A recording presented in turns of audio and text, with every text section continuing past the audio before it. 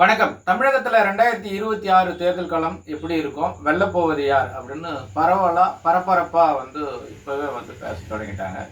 மிக குறிப்பா சீமான் என்ன மாதிரியான முடிவெடுக்க எடுப்பார்? சீமானுக்கு அரசியல் எதிர்காலம் எப்படி இருக்கும்? ஏன்னா, நான் யார் வந்தாலும் தனித்து போட்டியிடுவேன் அப்படின்னு கொக்கரிக்கிறதும், காலையில ஒரு பேச்சு, சாயந்தரம் ஒரு பேச்சு அப்படின்றதும் தொடர்கதையா இருக்கிறதையும் நம்ம பார்க்குறோம். நேரத்துக்கு பெரியார் அப்படின்றவர் நல்லவர் அப்படின்னும், இன்னைக்கு அவர்தான் மிகப்பெரிய அயோக்கியன் அப்படின்ட்டு பேசுகிறோம். தமிழகத்தில் இருக்கிற மிக குறிப்பாக இந்தியாவில் இருக்கிற அரசியலமைப்பு சட்டம் அப்படின்றது மிக கொடுமையாக இருக்குது.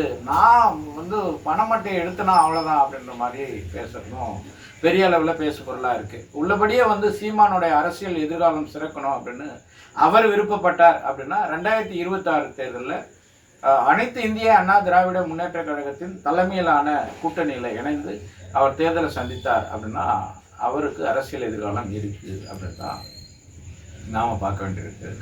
என்ன செய்ய போகிறார் சீமான்? வழக்கம் போல் இளைஞர்களின் நேரத்தையும் உழைப்பையும் பணத்தையும் மிக குறிப்பாக வெளிநாடு வாழ் தமிழர்களுடைய பணத்தை சுரண்டுவதில் குடியாக இருக்க போகிறாரா, இல்லை அரசியலில் பதவிகளை பெற்று மக்கள் பணியாற்ற முன் வருவாரா?